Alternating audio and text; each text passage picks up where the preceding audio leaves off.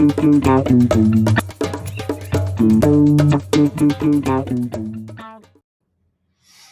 right. It is time for another Dude Diligence. I guess it's a video cast, really, because my face is on it. Today, I'm being joined by an amazing human being that I met probably 3 weeks ago. And I want to actually make sure I say her name right, even though I see it right on the screen here. Dr. Eleanor Haspel-Portner. I'm just going to introduce her, or bring her on, actually, and let her introduce herself. Hi, And you know what? Sean. Hi. And you know what? I've never actually asked you how you like to be addressed. Is it Dr. Eleanor? Is it how do you prefer to be addressed? Either Dr. Eleanor or Eleanor. Okay. Excellent. Some of my clients call me Dr. Eleanor. Some of them call me Eleanor. Doesn't matter to me. All right. I'll call you one of the two, or I'll vary. Okay. Anyway, I want you to tell, because I know a bit already, and we've had several conversations already, and some of the things that you've said to me over the last couple of weeks have hit me with so much truth that's why we're here. I want to make sure that you're sharing what you know, what you've experienced. But I want to start with from the beginning, like your background prior to human design, your interests, like you come with a very impressive set of credentials, background. When we get to talking about punch cards, I am going to definitely probably interrupt you and just talk about how badass that was, like how much tenacity it takes to do that. So, but I'm going to stop talking and let you. Okay. My journey really began when I was a child, and my first memory of seeing auras and not having the people around me recognize what I was responding to. So, for whatever the reason, I didn't turn off seeing auras, but I turned off talking about them or giving nonverbal messages about what I was feeling or experiencing based on them. So I was always sensitive and looking for answers that were not ordinary answers. When I was 11, one of my sisters, I'm the youngest of five, one of my sisters gave me The Little Prince to read. And that has always been one of my favorite books. Of course, we studied it when I took French in college. And again, I reviewed it when I needed to take a language exam for my PhD. But that book tuned me into soul and let me know that I wasn't alone in wanting to be related to in terms of my soul. That same sister gave me Memories, Dreams, and Reflections by Carl Jung when I was about 15. And that book, again, opened a door. So when I went to college, and I wasn't sure if there would even be enough money for me to go to college, I went to a city college in New York, and I had a scholarship. I was a good student. I did it in 3.5 years, and I applied to University of Chicago. It was then called the Committee on Human Development. It was an interdisciplinary department that studied psychology, biology, anthropology, and sociology. And I didn't know at the time, but I know now that it was my introduction to the four worlds. The different orientations of that department, which was the first integrative social science department in the world. And I was studying with some of the best people like Bruno Bettelheim. Carl Rogers came out of the same department. Tom Gordon, who taught parent effectiveness training came out of that department. And I mention him, Tom, because he became a friend, and parent effectiveness training was one of the tools that I began to use when my education as a psychologist didn't translate to my being a parent. Mm-hmm. Uh, and so the University of Chicago and my PhD was a huge part of my evolution. I was very a good student. And at the end of the first year, I asked one of my professors if I could read Jung, because at that time nobody was teaching or reading Jung. And John said to me, "What will you want me to do?" And I said, "All I want is permission to give you a reading list. I'll read the books and I'll tell you what they say." So he said, "Okay." The same time I was teaching to make more money and a research associate, I watched some of my professors fudge data. I watched some of them use drugs. And I remember saying to somebody, "Why would I use drugs when I like my consciousness the way it is?" Mm-hmm. Uh, so my education was very broad. I did a dissertation um, that was a very innovative one. I had 295 variables, and that's why you're talking about punching cards. Mm-hmm. Uh, the computer was in a building, and I would have to punch the cards for all the data. Um, One of my dissertation people was a statistician. So I had a standing appointment and I would do the statistics and I'd run it by him and he'd tell me what to do next. Then I'd go punch cards. One baby on each lap in a computer room punching cards that then I would submit. And the computer was in a big building and I would have to come back middle of the night to get the output. Mm-hmm. Uh, so I was a pretty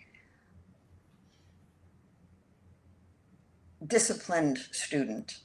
And my dissertation was on um, religiosity, family interaction patterns, child rearing, child guilt. And it was the first study that looked for causation and also interviewed the children as well as the parents. And I Mm-hmm. had 83 families in my data. Wow. No big uh, findings came out of that study, but it taught me how to do research and how to analyze multiple variables that showed causation and, big statistical study. And then I realized that I didn't like teaching. I taught college for 3 years. I taught testing, personality, adult development, and intro. And I didn't like teaching and just training people to teach and do research. So I decided to go back and do a postdoctoral internship, which I did at Rush Presbyterian St. Luke's Hospital in Chicago.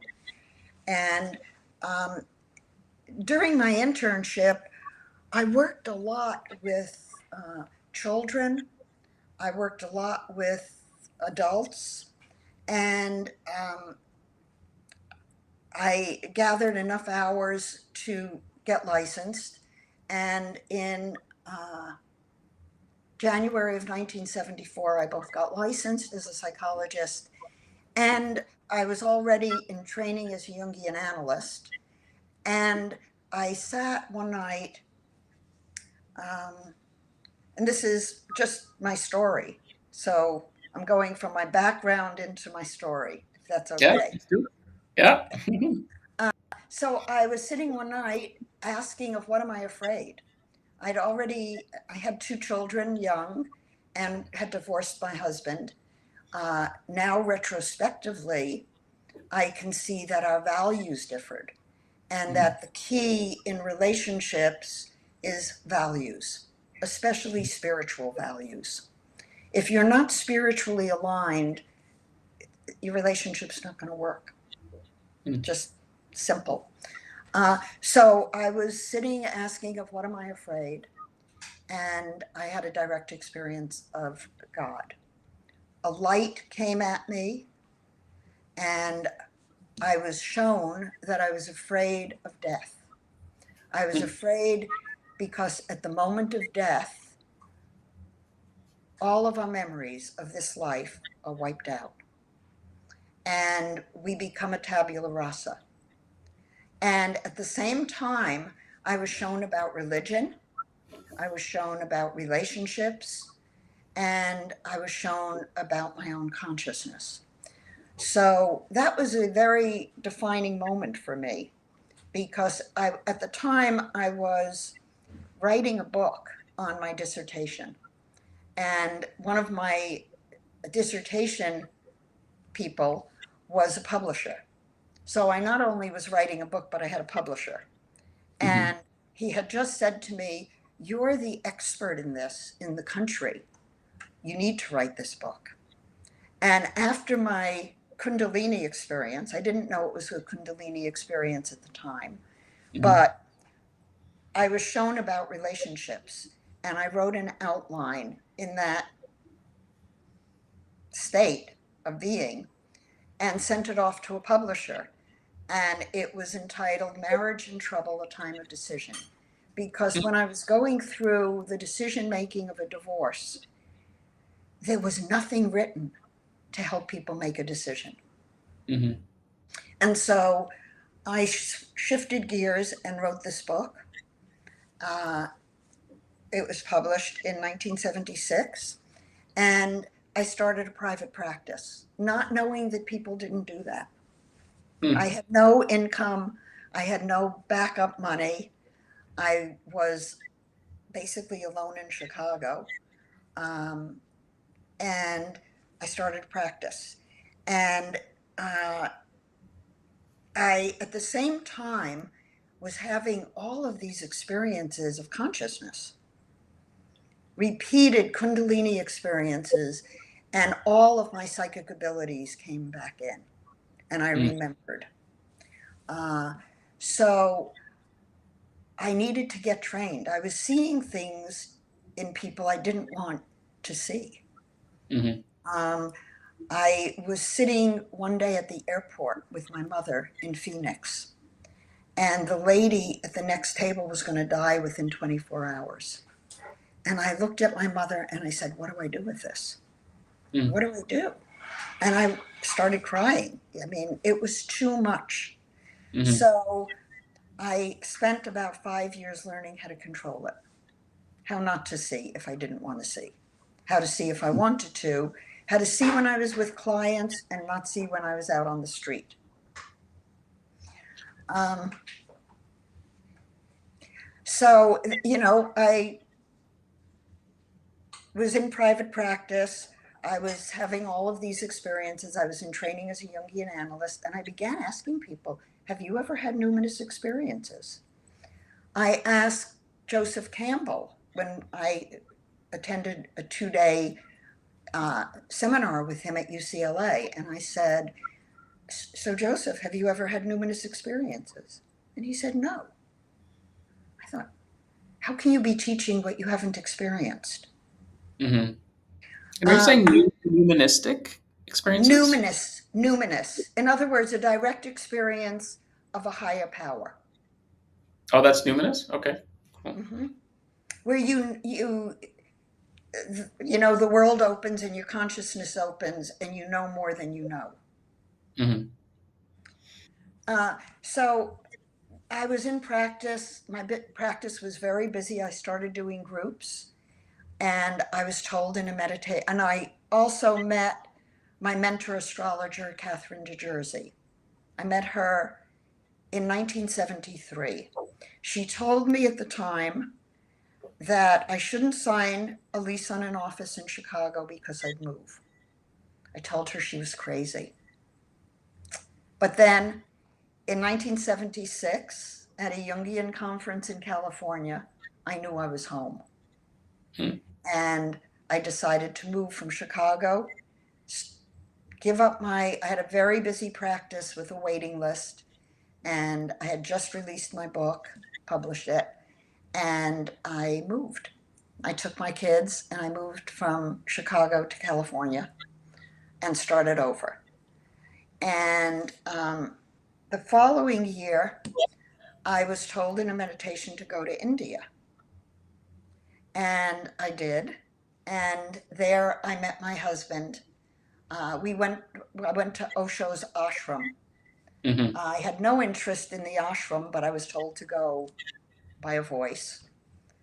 Uh, so I went, and I met Marvin on the day and time my mentor astrologer told me I'd meet someone. Hmm.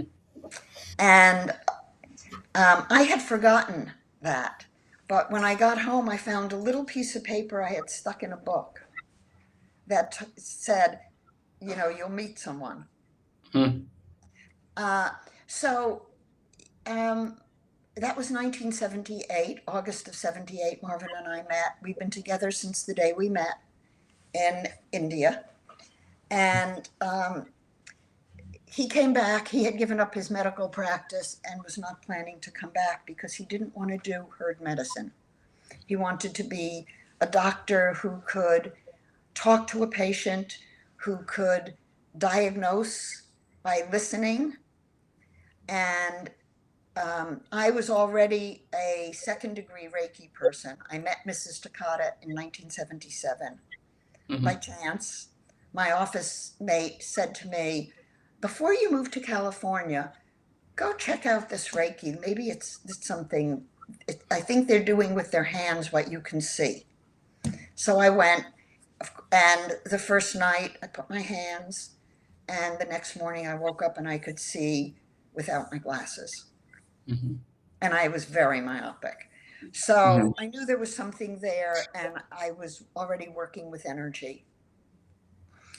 And Marvin and I did groups. I was doing therapy groups every 6 weeks for 10 years. And um, there were always 30 to 40 people in the group. Uh, and it was a whole weekend. So now when I look back with what I know now versus what I knew then when I was doing all of that work, was that I was collecting data. Hmm. I was collecting what worked in different modalities, in different worlds. And I didn't really realize it at the time. But I had studied PET to learn how to deal with my children when they were acting out.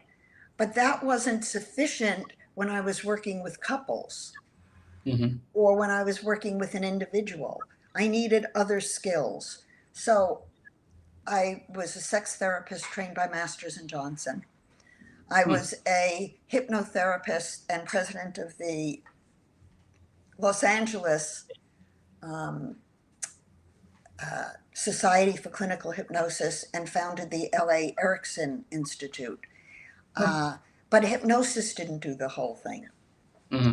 Uh, so in 1996, I saw the mandala of the human design in the Mountain Astrologer magazine, and I immediately knew what it was. Hmm.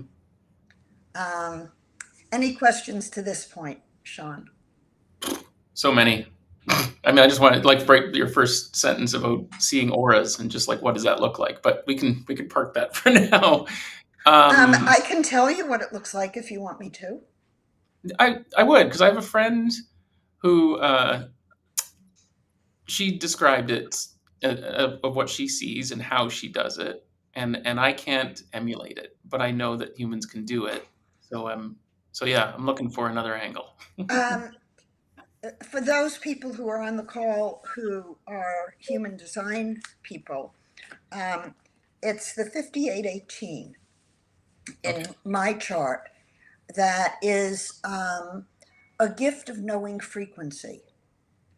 And so when I first began, when I see auras, I sense it as a frequency, and what it looks like is something that's sort of moving in the person's energy field. And it has a different, the spacing and the coloring and the speed with which it moves are all factors that go into what it is I see. Okay. I can see it with colors. I can see it colorless. I can see it um, when somebody's talking to me. If what they're saying is not what their frequency shows, there's a dissonance. Mm. And a lot of times that has to do with which world they're in. Mm-hmm. So um, there was a lot for me to learn about seeing auras when I began to remember and see it in my practice. I needed to validate when it was real and when it was hypothesis. Mm-hmm. So, And oh, go ahead. no, ask your question. I was going to say, so I kind of lost it there, but the thread was you had this background, this experience. You knew you could see them, you could sense it. I imagine at some point we'll get talking about human design for sure, but like at some point you sort of saw this blueprint that goes, aha, that's that 5818 is where that's coming from. Well, the reason I'm saying that is because it's when I was teaching with Ra, and I was teaching about the dream and what it is. The 5818 is the channel of judgment, work on what has been spoiled. It's knowing a frequency, and it is not a personality issue. No channel tells you what a personality issue would be for a person. Hmm. Uh, Cosmic energy doesn't work that way. Astrological energy doesn't work that way. Mm-hmm. Where so I I know that the 5818 is for me where I sense frequency and where I know if what a person is saying to me is true. Right.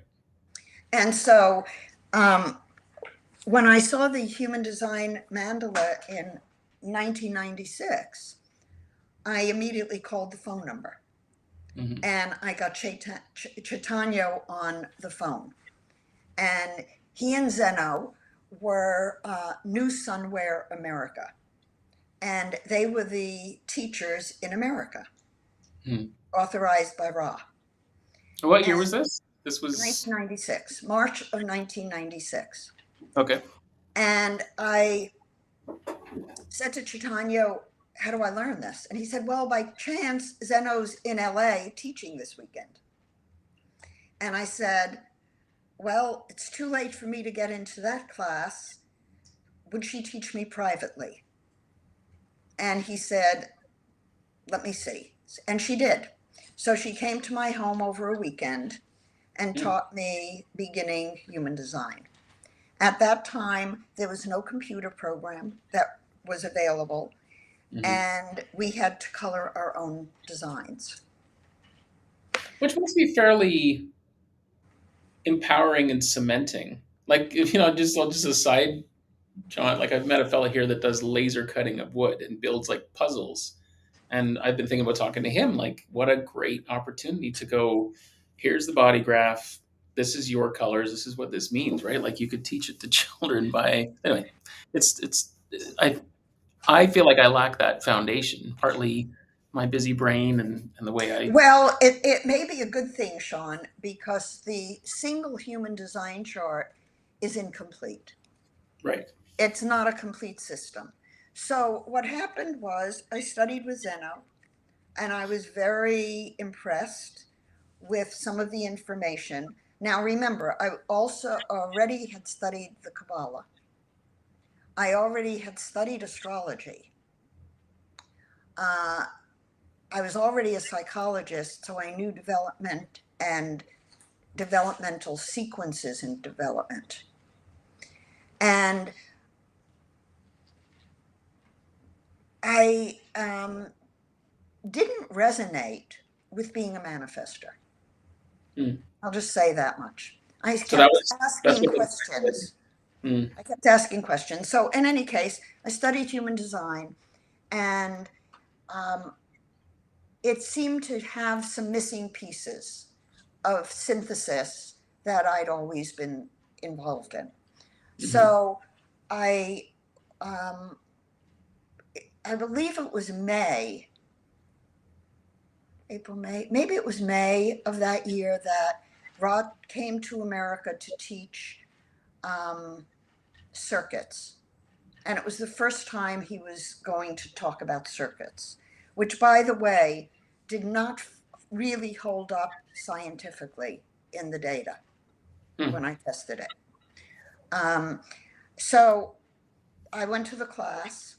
It was a 4 day class, 5 day class, maybe. And there was an exam afterwards to certify you as an analyst. Mm. And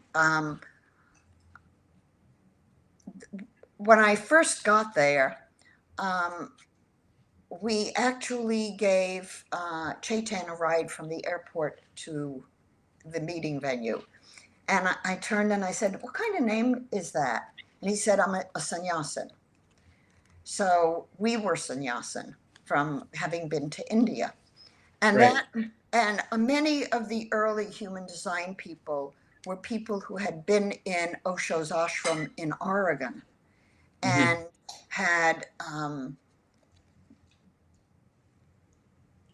followed Ra after Osho died in 1990. So Oh. they transferred. Uh, Osho died January 20th, 1990. Mm. And Ra had a lot of a lot of Osho's people. Anyhow, I Hmm. spent a day with Ra asking him about my chart, my husband's chart, my children's charts, my mother's chart, my and I had already begun doing some astrological calculations and seeing if they would explain some things that the human design chart didn't explain. Um, Ra didn't want any part of anything astrological. He was not an astrologer. Hmm. So I continued studying. I asked him, uh, I don't have all the dates down pat, but the next time I saw him, I asked him, it was a class where he had made a profile. And I asked him if he would like to visit LA and we could get him all the readings he wanted.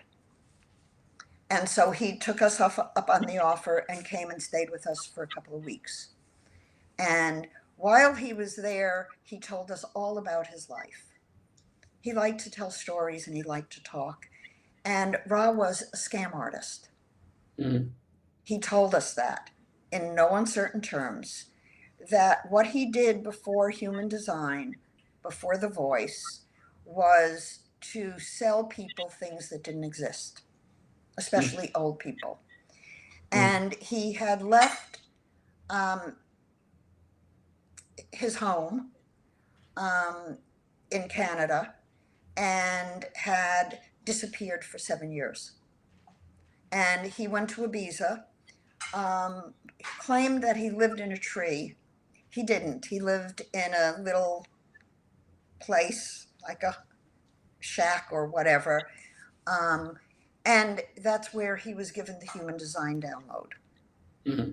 Um, he told me once we were working together and were business partners, and I had a lot of information that nobody else had.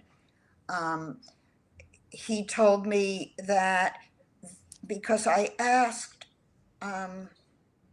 I'm trying to think how to organize this, But When- when he spent time with us um, in 1999, giving us everything the voice told him, um, he gave me what he called the dream rave, which is a 15-gate matrix. All the voice told him was when we sleep, we move into a different matrix. And it's the matrix that animals have. And mhm, animals are horizontal, and when we sleep, we are horizontal.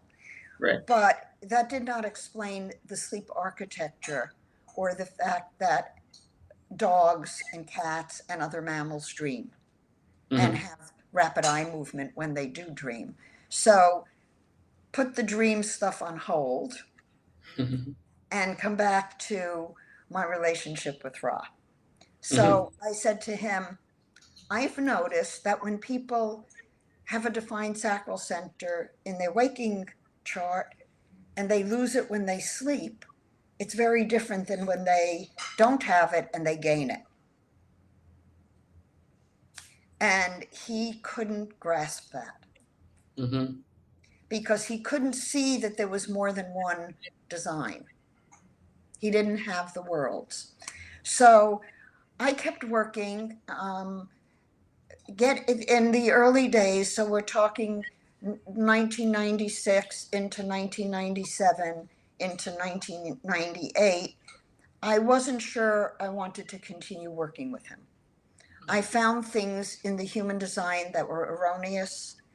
I found some of the things, his behavior, not very loving and not supportive of consciousness.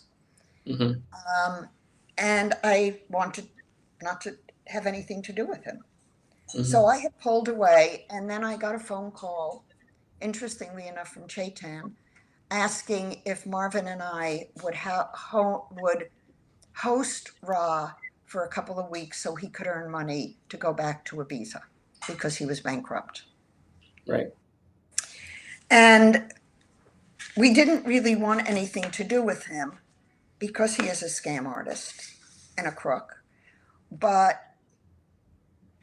the message in the human design system was valid enough that we said yes. Hmm. And so he came and offered us, after spending a couple of days, he said, I would like to be your business partner. I would like it to be legal. I would like you to do a professional organization and do a study to see the science of human design. Hmm. Is it valid? Is it a valid system? Um, I wasn't thrilled about doing it, but Marvin, my husband, is a medical doctor, and he said yes, we would be interested. So that meant that I took on doing the study.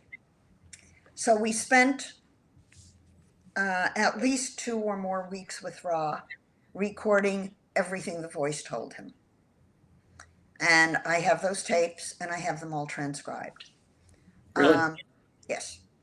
Um, and I agreed. We had a legal partnership. Um, and shortly after we signed the agreement, it turned out that he was double dipping. He was wanting to collect from me and then market it and collect elsewhere. I don't do business like that. Hmm. Um, and he was working with people he said he didn't want to work with, and he was doing things behind our back. Hmm. So I don't do business that way. I don't, I'm a scientist. I want it to have integrity, have truth, and be verifiable. Hmm. So um, we were in business with Ra starting in 1999. I taught the first class on the Dream Rave in November 1999. Oh, wow. Um, and when we got into the car after I taught about the Dream Rave, Ross said to me, okay, now I can Now I know what this is. I can make up some keynotes. So he didn't know what the dream rave was. He didn't understand that it was the calculation you get for the spiritual layer and dimension of a person, prenatally, natally. And it is the matrix that happens when we sleep. But when we dream, we move into a 64 gate matrix with those pathways connecting, because we know scientifically that during REM sleep, from a sleep architecture standpoint, there is carryover between the parts of the brain that are active during sleep and the cortex, which is active during waking life. So the reason we don't remember dreams is because consciousness is state specific. And when we're sleeping, we're in a different state than when we're awake. So the fact that during REM, there is carryover between the different matrices means that we have partial recollection. Mm-hmm. And then we can piece more of it together with inner work. So the dream rave was one of the first cues that I had that there was a lot more to design than what met the eye. So I was working with Ra and validating. I don't know how many variables I ended up with in the human design statistics, but what I tested was I tested every single variable in the human design system. I tested type, gates, channels, circuits, matrices. What else did I test? Oh, I had 5 matched samples, 30,000 cases. I had general population, AIDS patients, heart attack patients, fibromyalgia patients, and what are AIDS, heart attack, addiction is what I was missing. Mm-hmm. So I had 5 groups, matched samples, and I tested every single variable in the human design that Ron mentioned, down to colors, tones, and bases. Because as I tested, I kept showing Ra the output and saying, Ra, this doesn't hold up. Where will I find it? And he said, look here. So I'd look there, and then I'd come back to him and say, this doesn't show it. Where should I look next? Mm-hmm. So I tested every single variable in the human design system using the statistical package for the social sciences, doing a multivariate analysis of variance with factor analyses and rotational factor analyses, which I'm pleased to say centers held. Mm-hmm. The factor analyses of the centers showed that the centers had valid information. The channels did not factor analyze well. Neither, and colors, tones, and bases had no validity at all. Oh, wow. Profile has validity from a mathematical standpoint, but the interpretation given to it is not correct. Mm-hmm. So when I got the statistics, the part that held the best was type. But instead of 4 types, there are 5 types. Yeah. Because on Z tests that show reliability and whether there's a distinct difference between the groups, those showed up as statistically significant. So I can say without any doubt, statistically, type is valid. Cool. 5 types, are valid. Um, and I broke with Ra in 2002 because he did not want me teaching about the truth. And he did not want to be open minded in reframing any of the information to follow the science. Mm-hmm. And as a social scientist, I needed to speak the truth. And he literally told me, you talk about five types because you're talking the truth, but I'm going to keep saying there are four because my ego won't let me say there are five. Wow, he said that, eh? He And actually said that in a phone conversation to me. yeah, and Um, that clocks for me based on certain things that I see and hear, right? And I'm sure at some point you're going to talk about just how many people are potentially, well, not potentially, are manifesting generators. And I know, Actually, 95% of the population are manifesting generators. And one of the things that happened was that after I got the statistics and said, here's the statistics on type, I can stand behind this, but I don't stand behind the interpretation on profile or certain other things because they don't hold up. Um, the human design people in the community wanted me to release statistics on percentages for centers. And I refused because the percentages of that came up did not validate any of what Ross said about open or closed centers. mm, In other words, if you have an open heart center, it does not mean that you're going to have more heart attacks. mm, I tested 500 people who died of heart attacks versus people who didn't.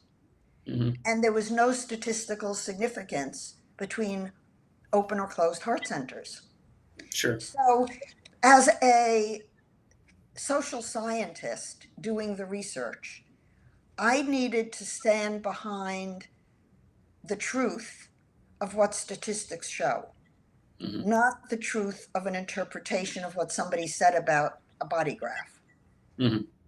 And it raised many questions for me, which is why I didn't go public sooner with the truth.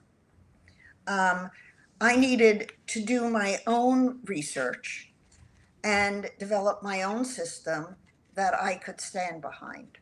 Mm-hmm. And so what I did was, and this is in my Cosmic Secrets book, is that um, this guy, Noble, all my websites are named after him. He worked with me when I was doing groups, and he would put his paw on the person who I needed to work on next. And then he'd look at me. And everybody who met him got a cat. So when Mm-hmm. he died at age 22, my vet friend said, if you've never had kittens, have a litter of kittens. 13 cats later, Wow. we had kittens. And I had a litter of 6 kittens, and we had a set of twins. So we had precise to the second birth data Mm-hmm. on 6 homegrown mammals. So if Ra was right, those kittens should have been able to show me the physiologic difference between them, because one died at age 10 of cardiomyopathy and the other one lived to age 18 and was Mm-hmm. healthy. Cardiomyopathy is a genetic predisposition in cats. And because I had their birth time, I decided to use them to find additional matrices within the human design system. Mm-hmm. And so, and to find the sleep design of a cat. So, and actually the sleep design of a human. Uh, because we didn't have that. Right.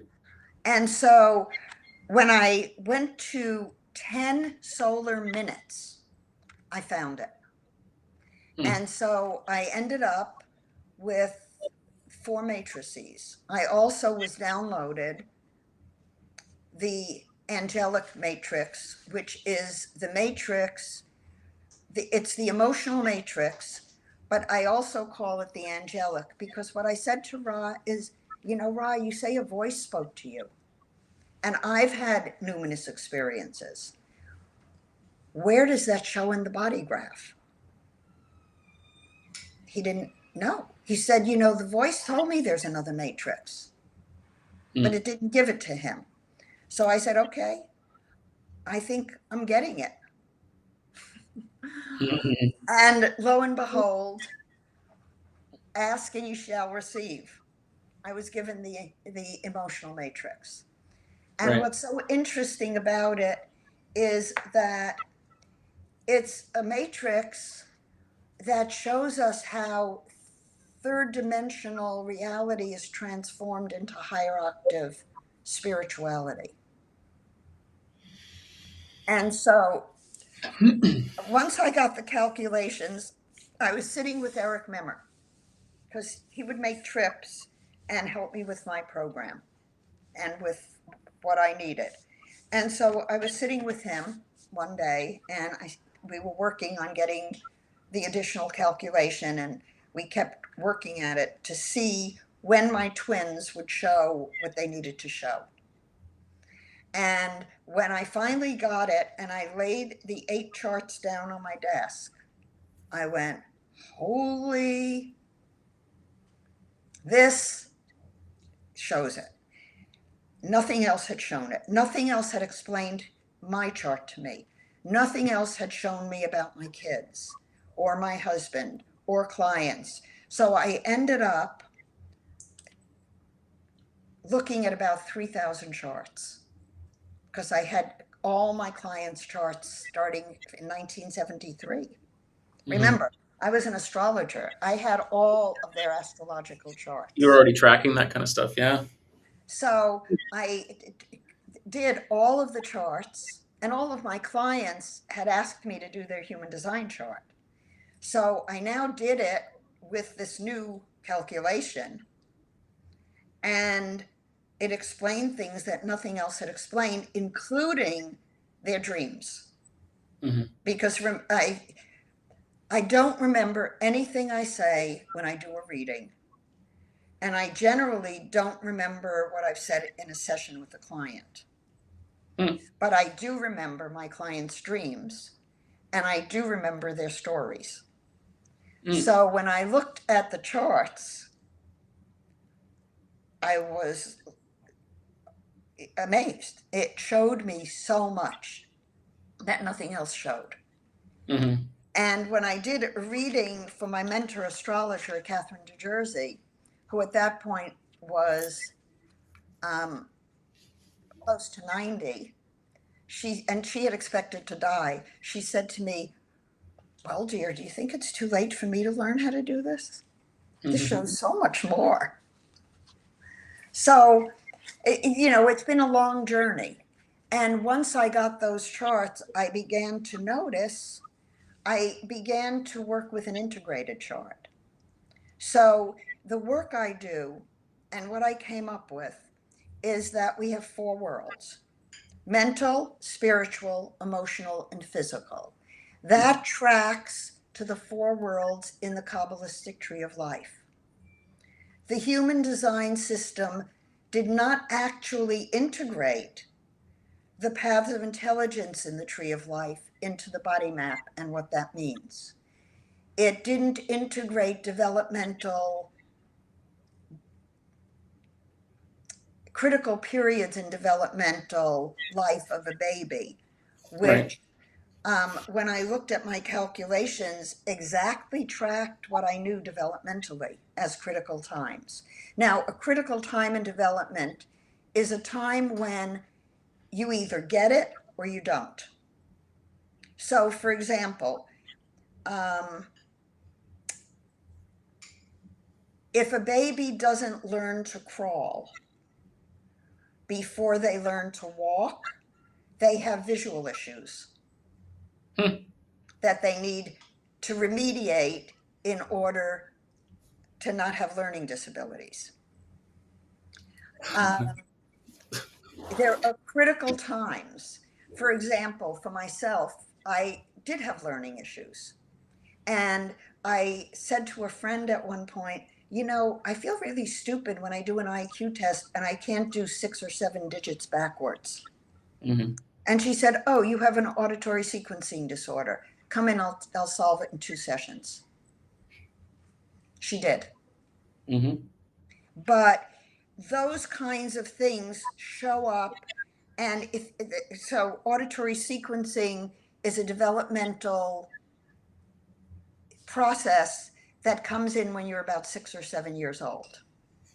And if you don't get it and you miss it, you never get it again unless you go back and you Let's go remediate. back to basics. Yeah. So when I saw these early developmental times in my calculations, it was what we call in statistics consensual validation. In other words, when you independently come up with the same data through different fields and different ways of looking at it, you know it's true, it's reliable. Mm-hmm. So the fact that my education at University of Chicago, I spent a year of studying developmental psychology with Larry Kohlberg, who was a disciple of Piaget, one of the bigs in developmental psych. I mean, you know, you look at it and you go, oh, okay, I have to integrate this. This Mm-hmm. is important developmental information. In fact, astrologically, progressions are based on exactly the calculations that I'm using in my noble energy mapping system. Mm-hmm. Uh, so I've integrated in noble energy maps um, all of the worlds.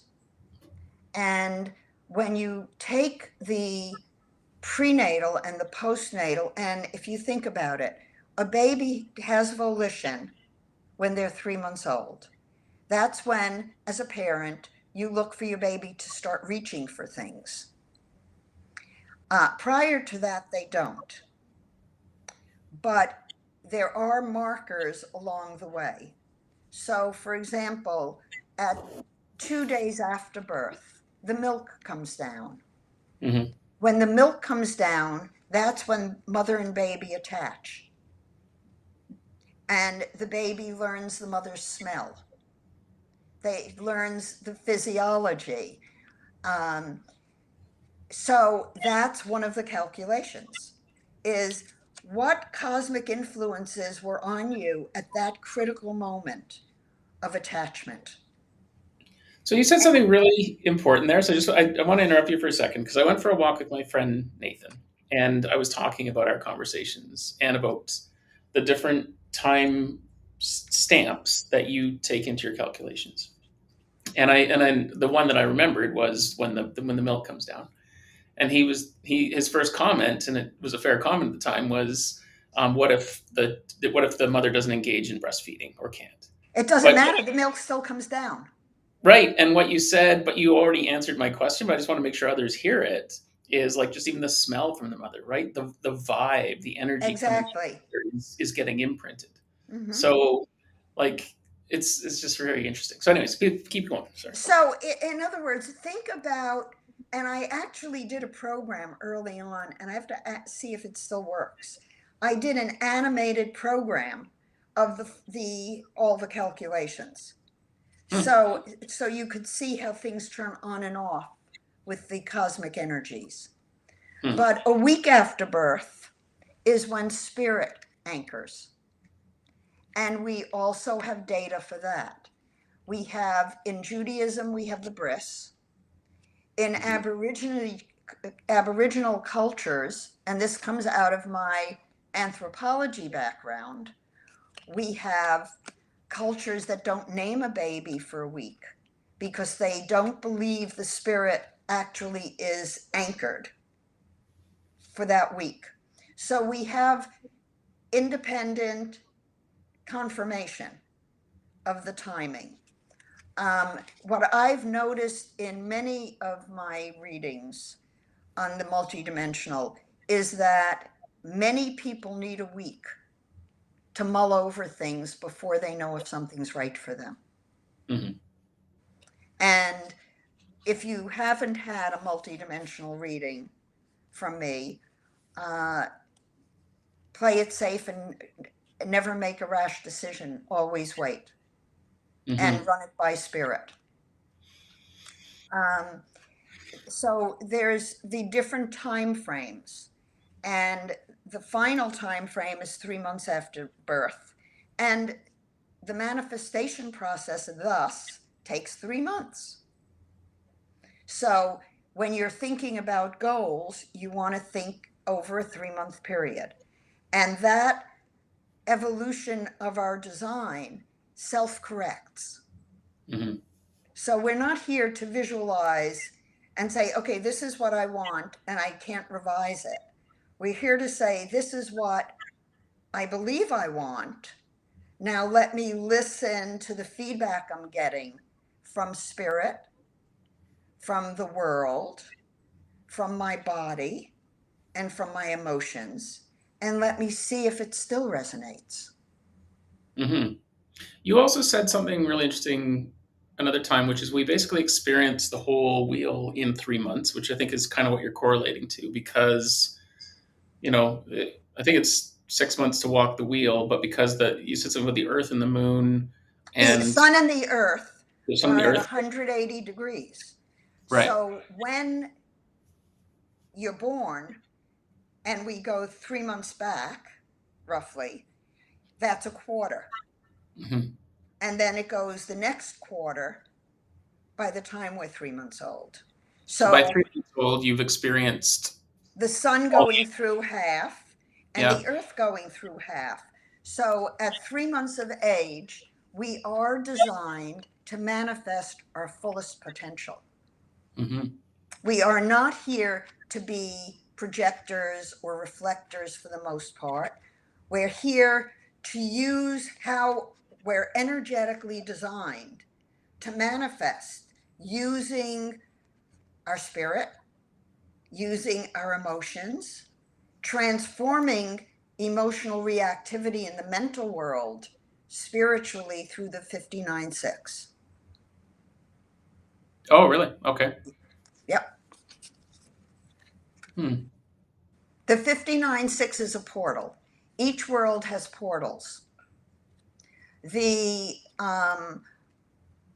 central column in Eastern medicine known as the Satsuma, so the central vertical column, is very important in the tree of life. And the paths that come out of the self center in the tree are the same. There are 8, and there are 8 in the body map. So when you look at the paths that come out of the self center, what you're really looking at are paths of intelligence and consciousness for the person who has those gates or channels in their body graph. So when I'm reading a body graph, a body map, I'm looking at how conscious, how many of those gates and where do they fall in the tree of life, because that gives us a reading for where somebody is in their process of individuation. Carl Jung believed and wrote about the tree of life being a mirror for the process of individuation, meaning self-actualization. You start at the bottom in the 4 worlds, mental, spiritual, emotional, and physical. And you need to learn certain things along the path as you rise up the path with tests and challenges. Hmm. And finally, you come in touch with divinity of the self.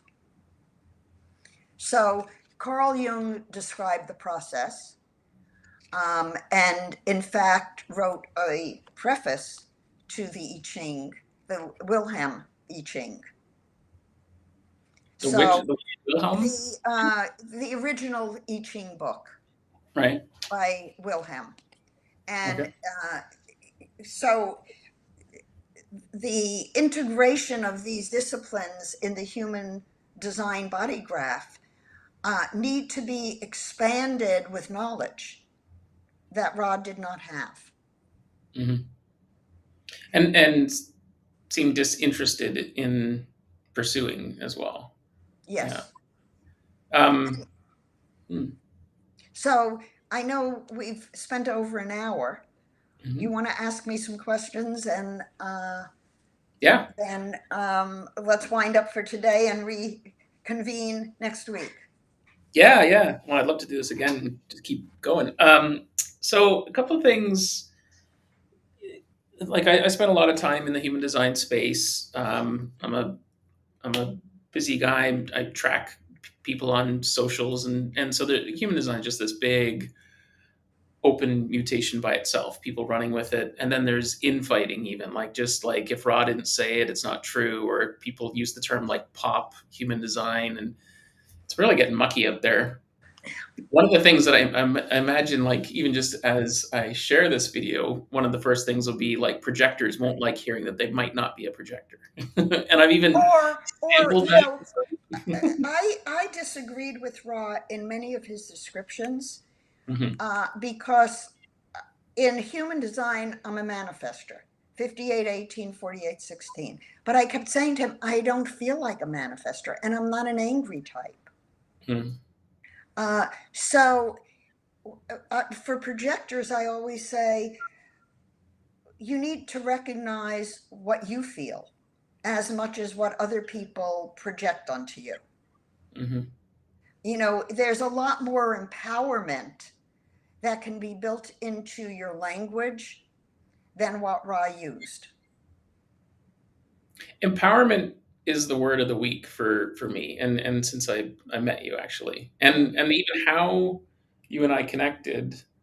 You know, I stumbled across your stuff probably 3 months ago, and Mm. then lost it, and then it appeared again, and then appeared again, and then I think I reached out to you, and then we met. We You had a reading. asked you asked about getting the statistics. Is that what I asked about? Okay, Mm. yeah. Yeah, I'm very interested in data. I seem to be like pattern matching seems to be my thing, and I mean, so many things you talked about today. Like when I think about, I feel like I'm going back through my entire life now and rechecking everything. Like if there's a sentence and a word stands out, I'm like, do I really understand that word? I like have to break from the conversation, go check it because I my trust was shaken through so many things, like just the beliefs I had, and it's been a very interesting time. So, So the key question, Sean, for you to ask yourself, what do I know now? When that, what do I know now? mhm. And how is that different? Or what difference does it make? Those are clean questions. What I learned in the course of my evolution is that because we live in four worlds and we're not taught that we live in four worlds, and psychology only acts as though the mental world is real, Mhm. that my search for communication skills that would help my clients was because each world has its own specific language. Mhm. And so if you're doing inner work, you want to use clean language. Mhm. And actually, I sat in on somebody's therapy session this week, and I heard the therapist say, so what does that look like? Now, as a therapist, hypnotherapist, I would not ask one of my clients, what does that look like?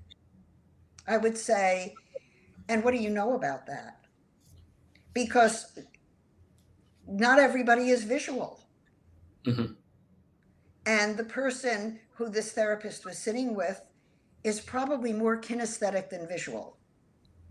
So the answer is not going to be a complete answer Hmm. because you've asked a small piece of it.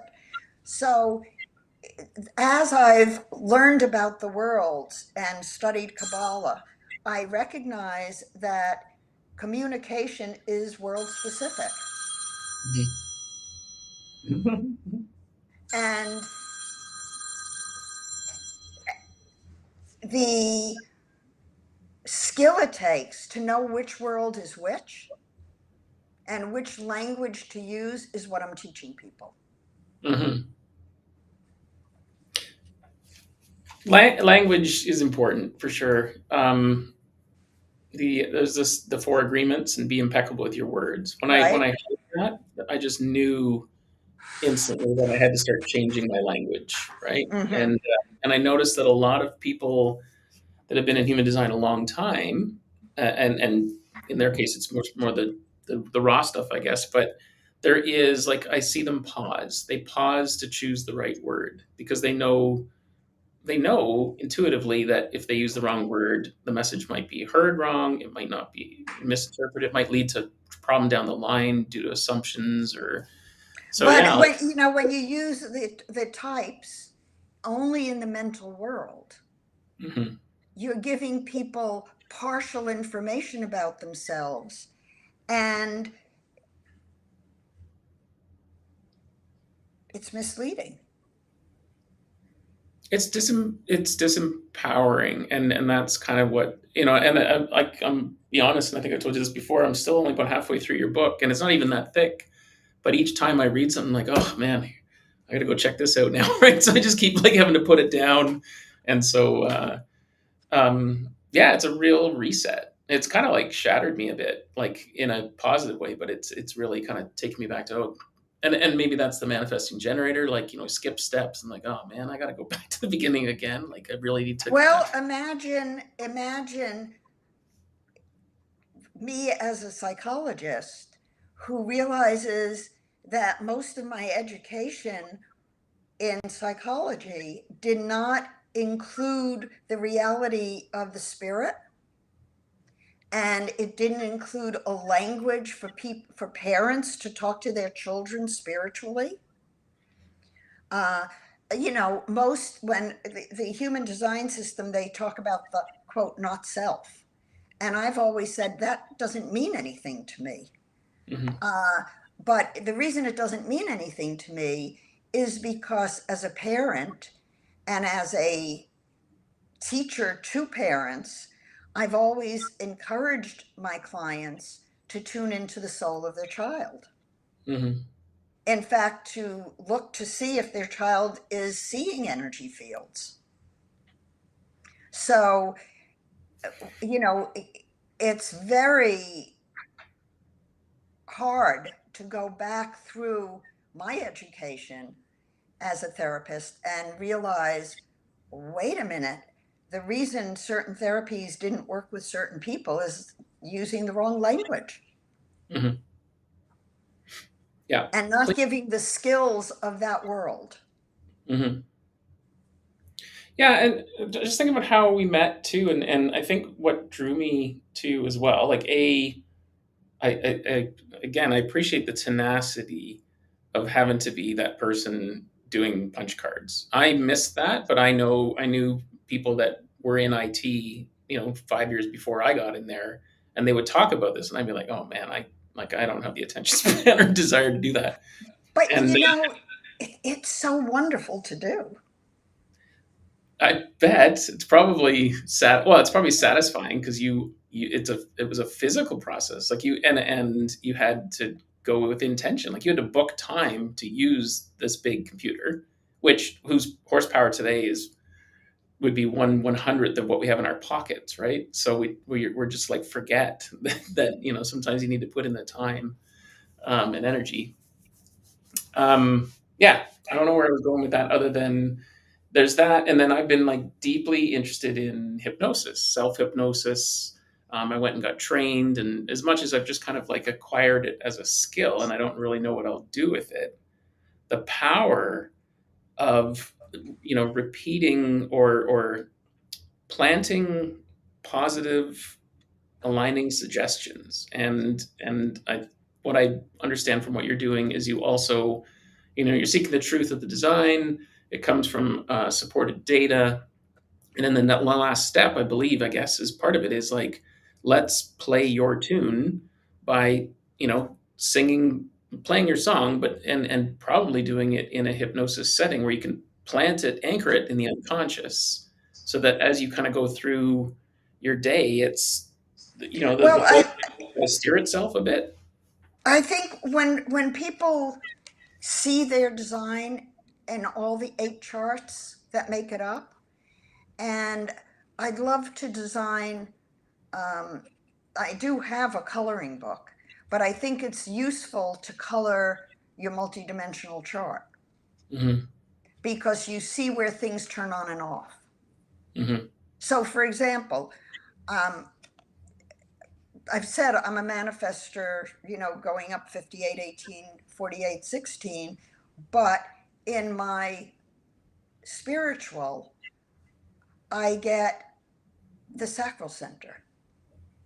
So I would often say, but wait a minute, Ra, I'm not a manifester. I wait and I wait and I wait and I wait. And then all of a sudden I know. And when I know because I know, that's when I act. Hmm. It's the sacral connecting up spiritually for me. And that, you have 4 charts active when you're born. Hmm. There's a composite when you're born of all of those worlds, and they turn on and off every day in you. The physical world, when the physical turns on, a baby cries and wants to be fed.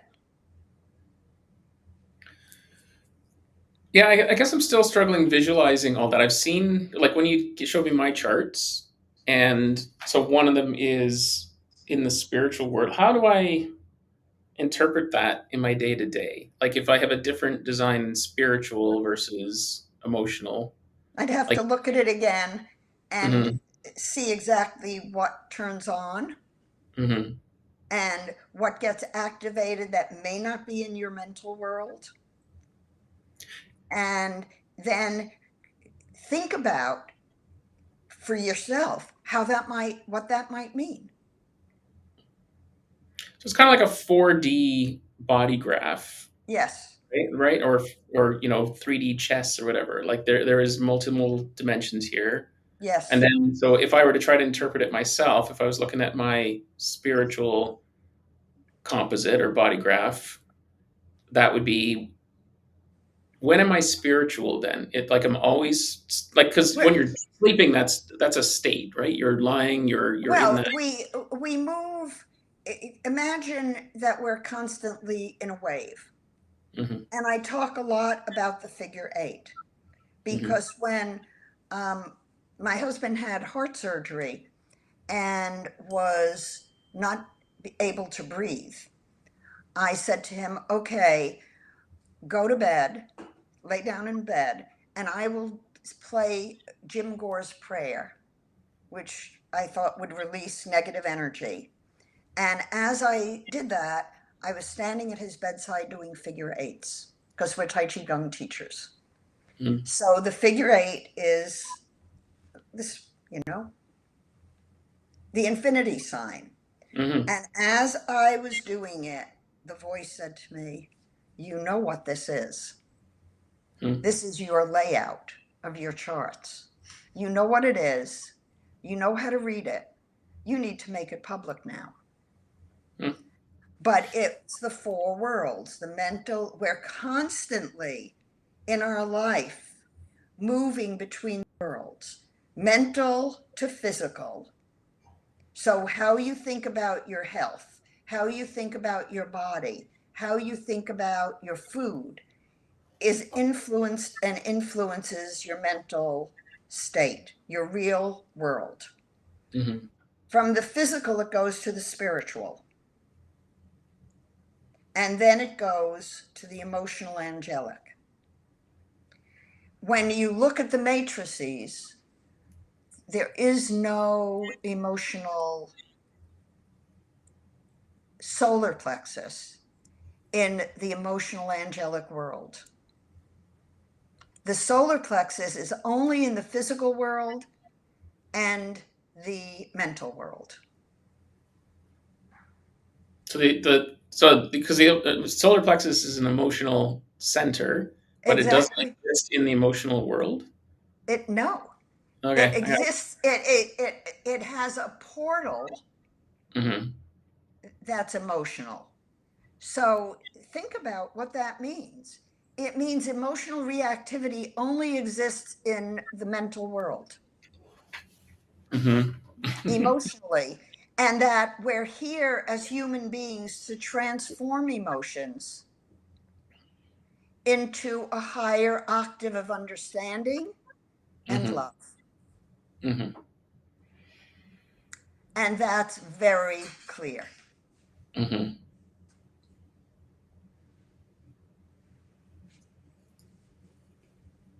That seems like a good place to stop. It does seem like a good place to stop. Uh, Um, I'd like a, to do this a, again, but yeah. it's a big piece for people to take in and put their mind around. Mm-hmm. Yeah, I have 1,000 follow-up questions, but we can save that for another time. Okay.